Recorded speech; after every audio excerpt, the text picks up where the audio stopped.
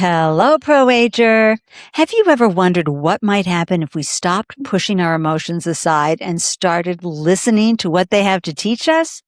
My guest is Dr. Betsy Burris, an educator, psychotherapist, author, coach, and fellow podcaster who has spent her life exploring the connection between emotions, learning, and human connection. From teaching at Stanford and other well-known universities to supporting teachers and leaders through her coaching and writing, Betsy has built a career around helping people understand themselves and each other more deeply. We'll talk about the twists and turns that brought her here, the wisdom she's gained along the way, and why our most meaningful chapters may still be ahead of us. Stay tuned for a delicious conversation. Welcome to Don't Be Caged by Your Age, Betsy Burris. I'm so happy you're here to share your insights and wisdom to help folks thrive after 65. How you doing? Oh, I'm doing so well, Ande. I'm really glad to be here. I'm really thrilled to have you here. And what's really exciting, everyone, is Betsy and I know each other through the New England Podcasters Group, which is a wonderful community that I founded a couple years ago to help podcasters stay in touch and grow and glow and be in community. And Betsy has just been so delicious and so delightful. So when she turned 65, you know what I did, right? I was like, okay, come join me on the podcast. And she said, absolutely. So Betsy, you know how we age out loud and proud here on the podcast. Oh, Please yeah. let folks know your age and where you live. I am 65 and a half. I'll be 66 in December. And I live in Williamstown, Massachusetts, the far northwest of Massachusetts. And a beautiful, sweet, picturesque town. Like if you ever think of a Hallmark card, Courier and Ives, all of that, that's where Betsy lives. It's so perfect. Beautiful part of the world. Well, I'm so delighted to have you here, Betsy. Let's begin with when you were a young woman. What first drew you to education? And was there a teacher, a moment, or an experience that made you think, yes, this is where I belong? Aside from some pretty outstanding high school teachers, one of whom was named, I have to share the name, Geraldine Please. Lynch. She was actually a very scary teacher, but a super inspiring one because I remember in classes I took with her, she would come in on Monday mornings and tell us about the books, plural, that she had read that weekend. And I remember being just mesmerized by her. And she taught in a way that made us think and connect and care about the world. I just found her incredibly inspiring, but that did not make me want to be a teacher. It made me want to be a thinker, right? So she inspired me to think and to write, put things together. My path towards education was not straight. Really, what happened was I majored in East Asian studies in college. I studied classical Chinese. Yeah, as one does, right? So my emphasis was classical Chinese and classical Chinese literature. I studied like Confucius. I read Confucius and, Mencius in the original. That's what I did in college. And I loved it. But when I graduated, there wasn't a whole lot to do. There was either import, export, which I'm not a businesswoman, so that was not going to happen, or the National Security Agency. And I didn't want to be a spy. So I just started interviewing. Back in those days, companies came to your campus to interview students. And I landed a job in a computer-assisted instruction company, a startup educational software company back in when was this? Early 80s, 83. Yeah. And so this was when computers still filled up rooms, right? I remember being in this company when the first Mac came out, the tabletop, the box, the kind of box with a tiny screen. We still have one in our basement. Like we're not willing to let go of it. Oh, no, that's fantastic. It's so retro. Cool? But I remember all of us kind of just walking around that box, right. What is this? So it was a long time ago. It was early on in computer assisted. They called it then CAI, computer assisted instruction. And I was hired not to educate, but to be the person who wrote all of the copy for the programs that were going out to kids. So there was a program called Punctuation Press. I called it Punk Press. And I was the person who wrote up all the little articles that students were going to play with and punctuate it. So I got to write really goofy stories. I just went crazy. Again, I was thinking about having fun. I was thinking about giving the kids fun stuff to work with that would be motivating. I wasn't really thinking about how to teach them. So But that was the beginning. And then I moved to another company where I actually became director of my own program called Reading Bridge. I got to read young adult literature and then create these online activities that would deepen kids' connection to the book. So that's when I really started thinking about teaching. I started working with teachers. I started educating through the computer. After about 5 or 6 years of that, I realized I'm done with the screen. I actually would like to teach human beings. So then I landed a job at a community college in southern Utah. All that other work was done in Utah, up in Salt Lake City and Happy Valley, Provo. I suddenly found myself in southern Utah, and I got a job at a community college as the coordinator of basic writing, where I was teaching kids how to write, undergraduates how to write paragraphs. And that's when I really got lit up by education. I love teaching. I loved teaching then. I love teaching now. And that was when it happened. It was just so by mistake. I admire folks who can teach really well. In fact, most of my feedback in life has been, you're not really a good teacher, are you? It's so true. It is true. I mean, I think, unfortunately, I think of teachers as being real caregivers, people who want to take care of other people. I think at their worst, they want to fix other people, and they're much more about themselves than they are about the kids. This is not fair to all teachers. Many, many teachers really, really love seeing students grow. Betsy, I have to tell you guys this story, okay? Listener, hang in there with me, because this was a powerful moment in my life. When I went to grad school to get my MBA at Simmons School of Management, the only all-women's MBA program. Right on. I was taking operations and I was failing miserably. So I had to go meet with my professor, and he said, Ande, what's going on? I go, I'm such a right brain. I was 28 years old, everyone. And I was just really caught up in my Valley girl, I guess. And he said, yeah, no. And he used my formal name, Andrea. He said, Andrea, you have one of the strongest left brains I've ever seen. You just don't know how to use it. And it was like a matrix moment for me.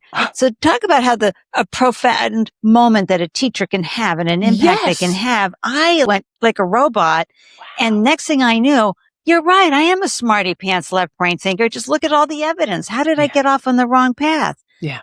That's why I love teachers. Yes. Because what you do is you're able to see the bigger picture. So yes, you're teaching curriculum, but you're also seeing that person and seeing how their brain works in the world and how can I help enhance their experience of learning and being who they are. Yeah. So I just have so much appreciation for you. Oh, that is a great story. That is what I think. Seeing students being willing to reflect back to them honestly. It's not all, oh no, you're great, or all, you suck. It's really, no, I see you a little differently, and I'm not sure you see yourself that way, but here's the evidence that I've got that you're doing well here, you're not doing well there. I love that story. It's what teachers are for. And he went on to say, let me show you how to use your left brain. Oh, love that. And like all of a sudden, there I was. And, and it was a big moment. And listener, if you have a great story like that, pop it into the comments wherever you are tuning in. We want to hear, because teachers have such a profound impact on our lives. It can be the other way too. Yes, we know that. Yes. Be very negative. But now you found your place in space. And I have to say, you found it at a young age, which I love, and that you're still continuing in this beautiful vocation, because I have such deep respect for teachers. So you've spent decades as both a teacher, educator, and a psychotherapist. So we're going to have to get some details on that.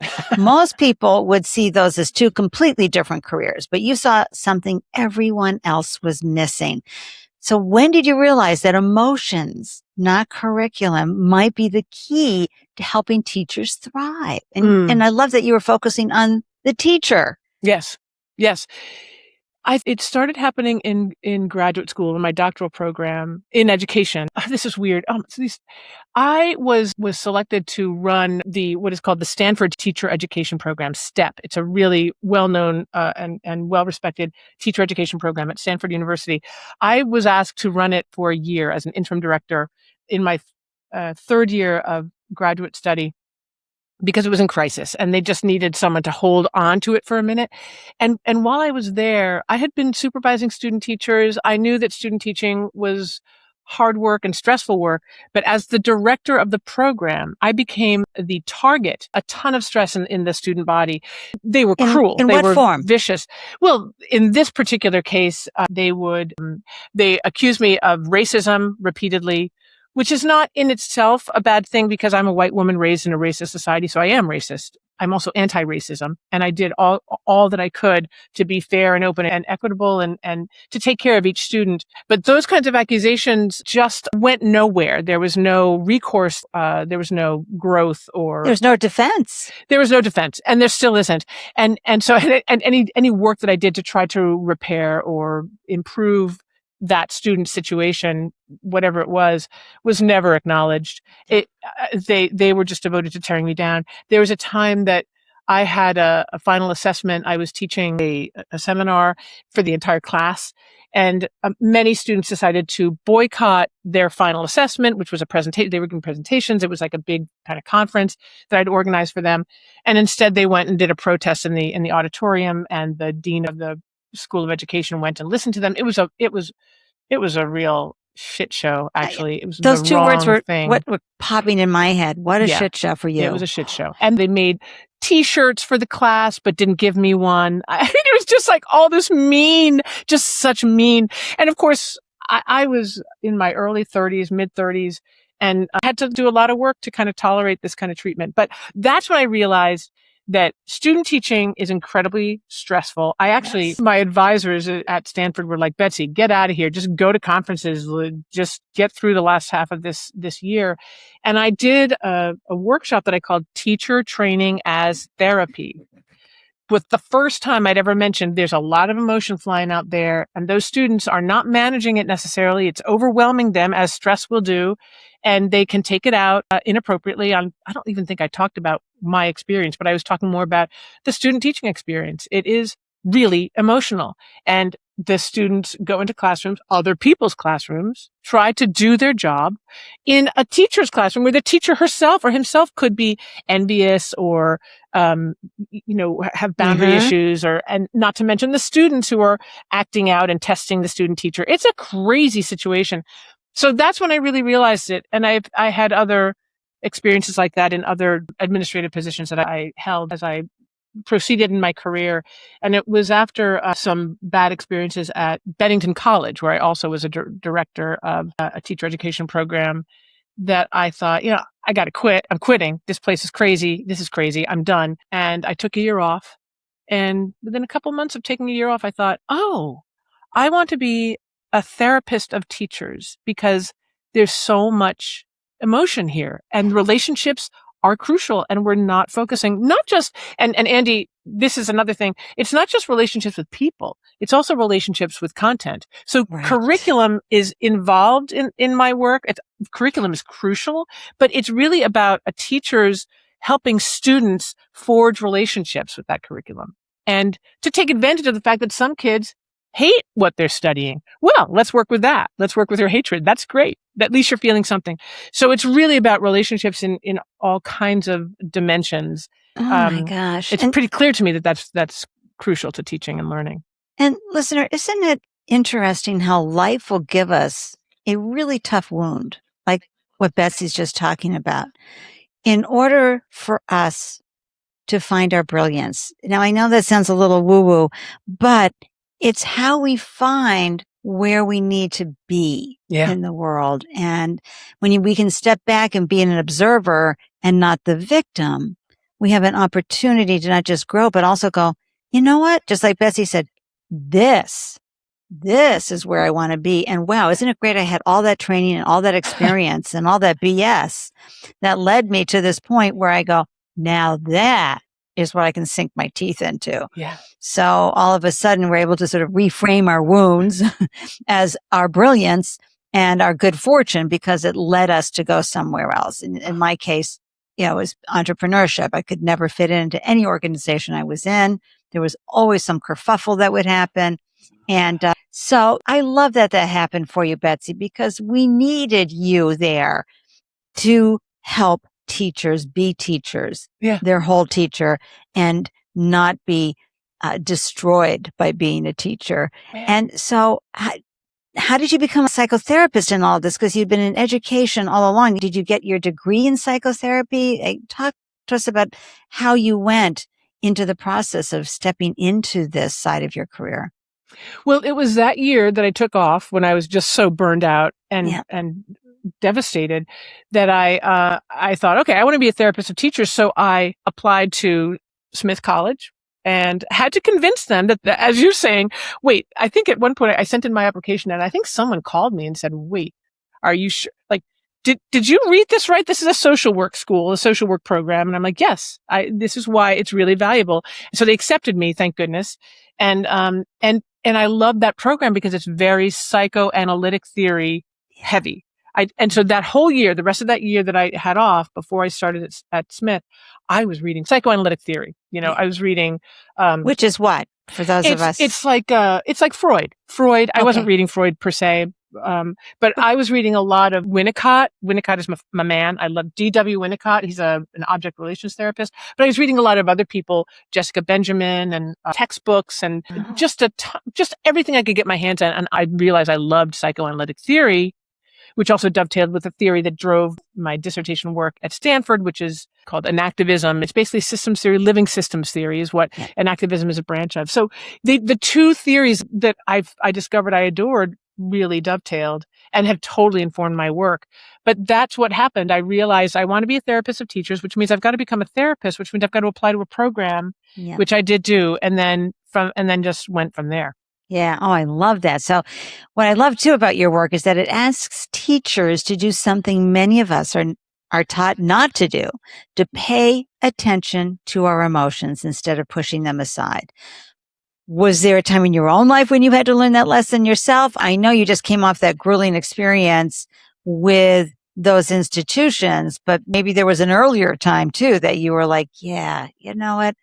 I need to own my emotions. They are powerful and they are important. Being basically an abuse administrator taught me a lot about containing myself. I felt that I was a professional. I felt responsible, making sure that I wasn't unprofessional in the face of really childish behavior on the part of my students. As I saw it, they thought they were being really empowered and, righteous, and they were for themselves. But I had to be an adult.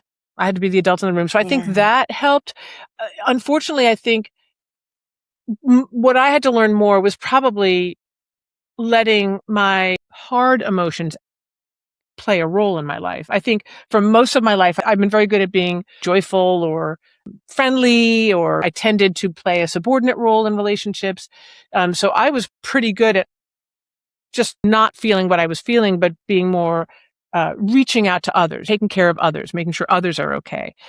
My sister-in-law will tell the story. When I gave birth to my first daughter, there were a whole bunch of people in the room with me, both of my brothers and their wives and my parents and my husband. And I'm like, is everybody okay? Has everyone met? Have you guys met each other? Like, I'm right. I don't know that I do that. I'd probably do that now, but I was very other oriented. And so I think what I had to learn was how to pay attention to my innards, to do the hard work of maybe asserting myself or standing up for myself, or saying, reflecting something negative to someone that they don't want to hear, but that they really have to hear. And that definitely learning how to be a therapist helped with that, right? Because having to contain yourself. How to use your impeccable words too. Exactly. So you're honoring of yourself, honoring of the person you're communicating with, but doing what I like to call self first. Yeah, doing that as well. Because that's where so much information is. And that's what being a therapist taught me in a way that I love so much, that I've gotten really good at going inside, turning inside at the drop of a hat, paying attention to what's happening inside me, because what's happening inside me is tells me something about what's happening outside me in that person right there. There's so much data in my body all the time that figuring out how to get in there and be comfortable there. I call it being comfortable in my own garden. Like, I talk to my clients all the time about their garden and my garden and other people's gardens. We all have our gardens. It's like our psychic space. And we have to be comfortable there so we can know ourselves and learn more from other people and know other people as well. But also what that does, that thought process, that reframing, removes the victim role. It allows you to be the observer. It allows you to own your feelings, own the situation, but not shame yourself, do all things. You go in internalize and you're going, okay, so what is this teaching me? Yes. What do I need to learn? What is this contrast moment? sharing. It's kind of like Byron Katie's work. Who would I be without this thought? What does this thought mean? And I just think that is so important, because when we own our own happiness and we're not always looking out and thinking we're victims, and we're owning what we need to learn from a situation, that is just so much more empowering than pointing at someone and talking about how bad they are. Exactly. I mean, you can't overemphasize what you just said. It is so true. To trust yourself enough to own what I call own your shit, and recognize that it's your shit, yes, but it is not something to be ashamed of or somehow self-castigating by. If I'm feeling a certain way, that's a real feeling. It doesn't mean anything other than that. If I can identify that feeling and explain it to someone, and better yet, explain why I'm feeling it, because I get to be who I am, which means I get to have the feelings I have. I might not like them. Okay, so I can work on them, but I don't have to judge myself for having them, because to me, emotions are data. They're telling me something that's true. I just have to figure out what it is. That's right. And then if I'm brave enough, and if I trust myself and I can trust others, which is very important, then I can start describing, this is what's happening for me. This is what I think might be happening in this situation. Or this is what I need from you, asking for what I need. All of that emerges from being safe in your own garden, trusting yourself, and being able to own your shit without shame. You've got it. And that level of self-love and compassion for the frailty of being human is just so important to understand that it doesn't matter. I'm almost 70 here, and stuff will come out of my mouth. I'll be like, oh, Ande, that was a terrible thing to say. Right. But sometimes this shit comes out and it happens. But, the point is just, okay, how can I be better? What can I learn? But also when stuff happens to me, instead of wanting to point at that person, dissolving that victim mentality opens up a whole new world for us as humans, and especially as teachers, when we really are able, and this is what you're doing so well, Betsy, is you're able to help the teacher understand the bigger picture, which is that you got some humans in your class that are at different developmental stages, that have been harmed by life's events that you don't even know about. Yep.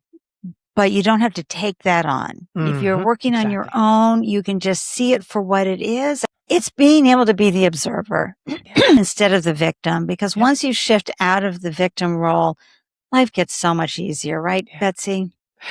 It gets more realistic, I think, to actually own your shit, manage it for yourself. I call it metabolize it, take what's nourishing and poop out the rest. That's really important work. Like, to own your shit. And for empaths, if you're taking other people's shit on, metabolize that shit and poop it out, because it's not yours. So there's that work that's, I think, really important. And again, to do it means you can develop trust in yourself, which means you'll survive your emotions, right? That's what you have to know. But also to be able to, as you say, to observe other people's gardens and to recognize, oh my God, that's not my garden. There's a garden wall around me. I'm safe here. And that person, I can respect that person's psychic space and look for their garden walls and respect their garden walls and say things like, oh my God, that must be so hard. Tell me more, ask questions, but not assume you know, and certainly not assume their burdens. That's actually, I call that an assholic move. That's an asshole move. Don't take on my burdens. If you took on my burdens, you would be depriving me of the developing competence. You would be teaching me that I'm incompetent. No. Support me, be available if I ask for something that I need, say no if you can't provide it. I think to think of relationships as places where you get to actually be honest, you get to recognize your own limits and represent them fairly and realistically, without undue emotion, without shame, without regret, without self-blame or guilt. It does make life easier. Gosh. Betsy, you just reminded me of one of my favorite books, Parenting with Love and Logic for Teens. Oh. So there's one just Parenting with Love and Logic, for your kids, but with teens, because teens are coming to you all the time. Got to fix this happened. Oh my God. And you have to look at them and go, oh my gosh, really? And you do the listening ear, but then you go, what are you going to do? What are you going to do about it? Exactly. And don't take that on like you've got to go out and fight their battles for them. Right. Let them figure that out. And they'll be like, Mom, Dad, you need to, no, this is your thing, but I'm curious. I'm excited. If you want some advice, I'm happy to give it to you, but I'm just going to be here to support you as you walk through that and you handle it. I love it. I ask my clients often, the teachers I work with, if they're complaining about, say, a problem with the system in their school or whatever, I'll say, what are you willing to do about it? Because it's not just what are you going to do, because they can say all kinds of stuff, but I want to know what they're willing to do, because if they're not willing to do it, they won't do it, no matter how much they say they will. So that's really important. I love that. That's just a slight variation on your very wise question. I love that. What are you willing to do? Because, we can come up with a whole itemized list of what needs to be done, right. But what are you willing to do? And that helps us discern, because discernment is so important in how we use our energy and how we move and groove in life. And especially as you get to be this age, you get very discerning. Who am I going to spend time with? Is that worth my time and energy if I only had like a year left, right? Yep. What am I going to do? Exactly. So that's so important. If you're loving Ande's Don't Be Caged by Your Age, this fabulous podcast by one of the loveliest women you'll ever meet, you are just the person to listen to a special episode on my podcast, Teaching Through Emotions. TTE is all about relationships, especially in classrooms, and the healthy, sustainable ways we can manage and even strengthen them. The special episode I think you'll love is about a library in the south of Madagascar. The library is called Vahombe, started by none other than my podcast's producer, Julian Andrakaya. You'll hear how different this library is from those we take for granted in the U.S., and you'll hear how similar the librarians' experiences with students and teachers are to ours. We hope you'll be inspired by this 9,000-mile trip to a small but formidable building that is changing students' lives every day. You can listen to the TTE episode, What Teachers in the U.S. and Madagascar Have in Common, at teachingthroughemotions.com or wherever you get your podcasts. And now let's get back to the episode. Now, many people think our biggest contributions happen in our 30s, 40s, even in our 50s. Yet your podcast, your coaching, your writing, and even recent research validating your work have all gained incredible momentum for you in your 60s. Uh-huh. What has this season of your life made possible that your younger self could not have imagined? This is true for everyone, I think. I had to go through that time. I had so much learning to do. I was actually unlearning. I wouldn't say bad behaviors, because I've always been a good girl, but I was unlearning maladaptive relational patterns. I was unlearning the That's a fancy way of saying it. Right? It makes me sound smart, and that's very important. I was unlearning the roles that I played in relationships that kept me safe in my early years, but that were keeping me down as an adult, Yes. and as a creative, as someone who had a lot to say, who had a lot of thoughts and theories and interests and had a lot to offer. So I had to go through that. I couldn't be who I am now if I hadn't grown up in the family I grew up in, if I hadn't, had the experiences, the multitudinous experience I've had, including all these abusive situations as an administrator in different teacher education programs.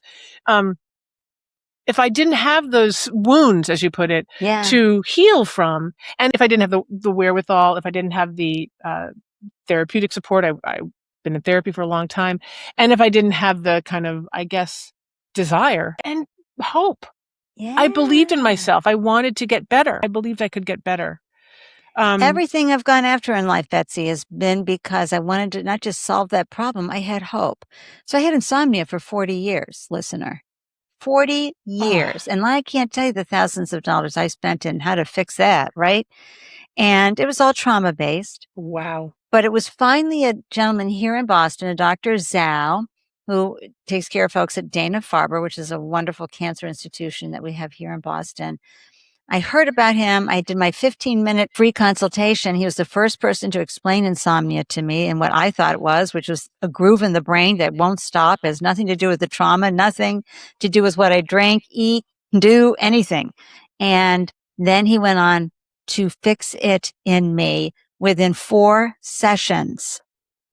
I'm gobsmacked. 40 years. I'm still 4 years later gobsmacked. Like, I used to think about it nonstop. Will I sleep tonight? Well, and I used to go to bed early trying to get some sleep. And what he did, just so you know, what he did is he saw that I was a person who only needs about 6 hours of sleep, but I was constantly trying to get, quote, the suggested 8 hours, right? And that was screwing me up all the time. I can even go on less, no problem. And so he didn't let me go to bed until 11:30 at night, and I had to get up at 6 every day. Wow. And also I had all this free time. So when someone said, "Can you get together at 8 a.m.?" I'm like, "Absolutely. Earlier is Yeah. good too." Or, "Can you Yeah. get together tonight at 9?" Absolutely. I got to Wow. stay awake. But, it's amazing what we can learn about ourselves by staying curious. And it was, I entered the year of 2022 saying, I either want to embrace this challenge of 40 years, really embrace it, or fix it. Uh-huh. And, that spring, it was fixed. It is amazing. Ah, So this Can I is, just say, he didn't say take this pill or take this cocktail of pills. I mean, I just think that needs to be underlined. What he did was he figured out who you are and what your rhythms are and what works best for Right. your organism. Right. That is just so brilliant. I'm just astonished. I tell you, it was under $1,000 for all of that. I mean, that's nothing when you've had sleep challenges for as long as I've had. But I will share want all that his connection. details for Dr. Zhao. But, it just freed me up. It just took that away Wow. from me. And so anyway, listener, I hope you don't mind that I shared that little sleep Oh, story so in important. this convo with Betsy. But I just think more people need to understand that we've had trauma that's happened, but that isn't why you're not fill in the blank. You've got to go to the next level and find the people to help. And that's what you're doing every single day. And, one of the things I love about your writing, Betsy, is that you're so candid. You don't seem interested in polishing away your opinions or making yourself smaller. Do you think aging has given you permission to speak more honestly, or have you always been that way? I think to a degree I have been unfiltered. I guess I'd call it unfiltered, which is not as nice as how you described it. I was thinking about this. Someone recently said to me, "Are you this brutally honest with your clients?" And I said, "Yeah, I am." And I think I've always been kind of brutally honest because I think I've always believed that people sensed my benevolence. I'm truly benevolent. I trust that people see that I'm not malicious. I'm not trying to hurt anyone's feelings. And my experience has been that I do get away with saying shit that maybe other people couldn't get away with because I actually don't worry about it. I like you, I can be like, "Oh my God, why did I say that?" But I can always repair. I can always circle back and say, Right. Mea check culpa. in, right? I don't know. I think I've always been kind of, guileless, actually. That's been a word that has been used to describe me. I think I just kind of trust that everyone's okay. They're going to be okay, that I'm there to support and help. And if I say something inappropriate, I think most people interpret that as I say, benevolent, as not Yeah. malicious. So when you say brutally honest, what does that really mean then? That means if I see it, with my clients, I'm very open about, okay, I'm seeing that you don't want to grow up. Right. It's pretty evident to me that you're having a hard time individuating from Adulting. right. Exactly. You don't want to grow up and just drop it at that and let them come back with, another thing I do is I say, correct me where I'm wrong. But what's coming up for me is there's an image that's coming up, or there's a thought that's coming up, or a word that's coming up, and I'm going to share that with you. And you can tell me if that resonates or not. I'm not invested in being right. I'm just invested in connecting. So in my work, I'm constantly collaborating. We're constantly co-creating a new understanding of the client's reality. I'm just a kind of an extra brain, at the end of the flying buttress, Right. And this is why we hire you. And yeah, exactly. And it's not just a brain. It's also my body. Like my feelings play a huge role here. So it's that kind of thing. I feel like if I'm talking to someone do you want to get well? I'm sensing you don't actually want to get well. Those kinds of things. There's no judgment. I mean, you can do it or not do it. You want to get well? Fine. If you don't want to get well, it would be better for us to agree that you don't want to get well so we know Let's where just we be stand. honest. Yeah. So I think with it's just that. yourself. So you can be in alignment with integrity with yourself. Right. And to me, that might be brutally honest. It might be scary I think it can be scary for people to have an accurate reflection given back to them. But I believe that it's mostly relieving. Yeah. Relieving for someone to say, this is what I'm seeing. And for you to think, oh my God, you're right. And then I'm seeing that, but I'm not judging you for it. I'm loving you for it. I'm here with you. Right. I'm all all here for you. I think that can be really relieving and opening for people, whether they're my clients or not. See, and I love this something fierce. And listener, I don't know if you've listened to episode 102 with David McNally, but he's all about the inspired elder, right? And how we can mentor the younger generations with deep love and appreciation in our hearts for the challenging journey they're all on, trying to get deeper as human and the frailty of being a human and all the challenges of being a human and the hashtag why bother being a human. But, Whoa. but, this is what you're also able to do through your podcast, through your therapy, through your books, everything. And your work may be aimed at teachers, but it feels like it really is to me about being human. If every listener walked away from this episode remembering just one truth about emotions and relationships, what would you hope it would be? I think I would like people to stop demonizing their emotions, to stop denying them or repressing them or even just suppressing them. I would like people to come away thinking, my emotions are my friends. My emotions are incredibly accurate information. I call them data about the world. And going back to what you said about like detaching and observing, if you can detach from your emotions at some point, maybe not when you're feeling them, when you're in the middle of, raging at somebody, but if you can stop afterwards and detach from that emotion and examine it, like label it, wonder about it, be curious about it, where'd it come from? What about the situation was maybe familiar, reminded you of something? What thoughts came up as a result of that situation that activated that emotion, that old feeling? Stepping back and thinking about what our emotions are teaching us about ourselves and also importantly about other people. Because sometimes if I'm in relationship, and this is true for teachers a lot, I'm with a kid in my classroom and the kid is acting out and I just find myself suddenly enraged. That is induced emotion. And if it's induced in me by somebody else, then I can make the guess that maybe this emotion that I'm feeling is being felt by that kid who just acted out. So my emotions can tell me something crucial about somebody else. If I'm enraged and I think, oh my God, is that kid enraged? Just say yes, just for the hell of it, and then wonder why. Why might that kid be enraged? And I swear to God, you will come up with something probably quite accurate about what's going on with him. And if you can make a good guess and fill yourself with compassion, because you know how bad it feels. If he's feeling that bad or she's feeling that bad, you can feel compassion for that kid and come up with some way of interacting with them that addresses the need, addresses your guess, addresses what's really going on. So making friends with your emotions as data about yourself and others, if you can leave with that, that is a life lesson. That's a life skill that is going to go far. It's going to take all of you far, no matter what age you are and no matter what your profession is. You don't have to be a teacher, as you understand. That's a mic drop moment right there. Period. That's going to be the reel, everybody, that I'm going to capture. Let me just see what time that happened. Okay. That's hilarious. That's a podcaster thing, everyone. But seriously, that is just such valuable advice for anything that we're doing, whether we are managing people, leading people, kids, raising kids, being with grandkids, doing all the things on social media, etc. It really helps reframe so that we're not taking the toxic emotions that can just destroy our body, and instead we're understanding and having compassion with our own emotions and self and the challenges that we're up against, and giving ourselves an internal hug. And then as a result, we can look under the lampshade of the person who is portraying asshole behavior, but underneath is really a genuinely wonderful human, just wonderful and hurting. And hurting Any so asshole badly. is hurting. Yep. Or has been hurt.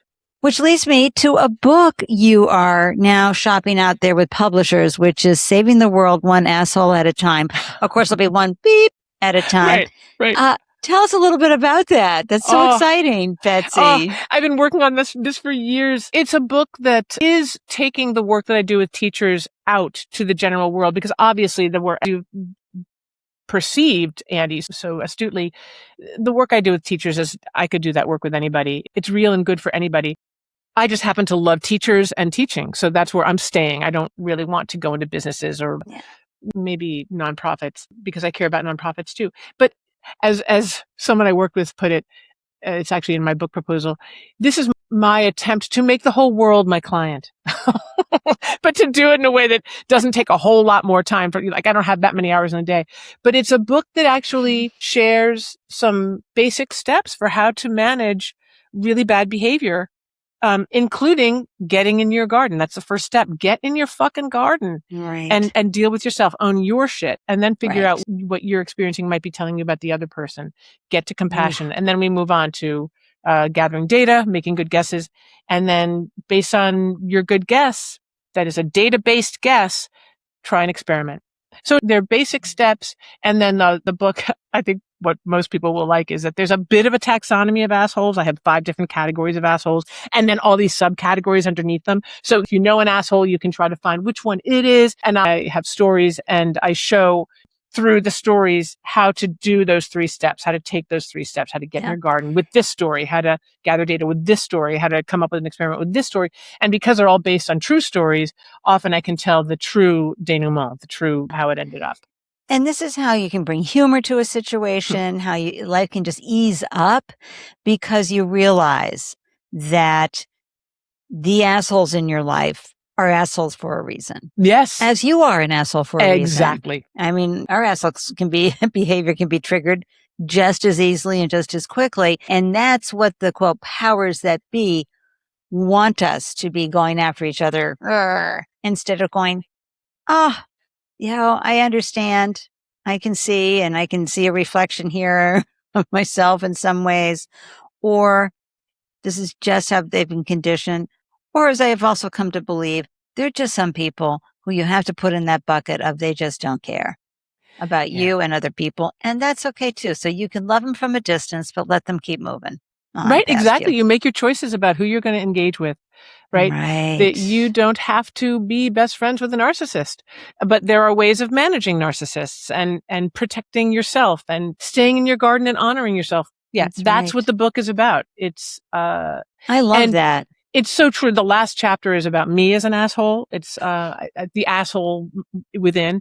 So I talk about my assholism and cause I am. Oh, I own it. I don't always want to be an asshole, but I definitely am. And, I think it's really important for people to just come to peace with that. It's okay because you're right. I'm an asshole for very good reasons. Yes. Come to peace with your inner asshole because there are always good reasons for being an asshole. Yes. We assholes just give ourselves a pass on figuring out those reasons. And then people who actually who are conflict averse. This is an epidemic that I really hate. And I write about it in the book. Conflict averse people are also being assholes because they're kicking the can down the road. They're saying, I'm not going to deal with this asshole. Someone else can deal with this asshole because the more we avoid the conflict of engaging with an asshole, the more empowered and emboldened they become. That's right. So, send Ande and Betsy in there for that asshole. I'm not going near it. Exactly. And so really my book is like a manual for how you can do it so that I don't have to do it. Right. Oh my gosh. Everyone can if we're all doing this work, then we could be, I think, living in a healthier country. Oh, yes, absolutely. The other mythology is that when you get to a certain age, you're Mahatma Ande or Mahatma Betsy. No, there's all this stuff. You're constantly working on it every single day. Yeah. Our listeners, Betsy, are mostly people over 60. I mean, we've got a great crew of the 45 to 60 tuning in so they can plan better for their later years and see that they've got more time to do all sorts of things. Right. But they're determined not to be caged by their age. What's one piece of advice you'd give someone who's wondering how to navigate life after 65? Because it's a whole different landscape. Yeah. Oh, it's a point in a sea of points that just continue going. You know, I am so delighted to be old, as I said, like, let's reclaim that adjective. I am a woman who no longer has to worry about being looked at, being objectified. I don't give a shit about that shit. So I love the freedom of just being like, fuck you. I love that freedom.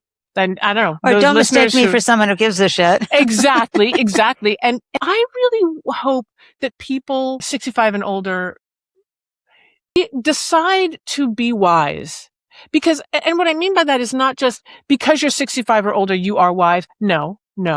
Many people are dumb and idiotic after 65.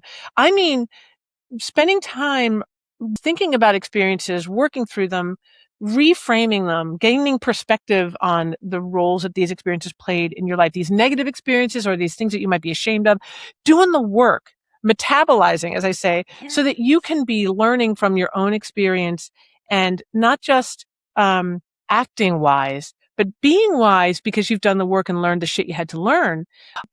And that's what I would encourage people to do at any age is do the work, make the attempt, because we can change. If we change ourselves, we can change others. That's just how living systems work. And it could be that someone in pain who's an asshole that you don't like will respond to your different treatment of them. Wisdom is something that you come to through hard work. I'm just so impressed by you, Ande, because your energy, the color of the wall behind you, darling, your shirt, orange, pink, green, your energy is it's infectious. It's welcoming. You are so hospitable and loving.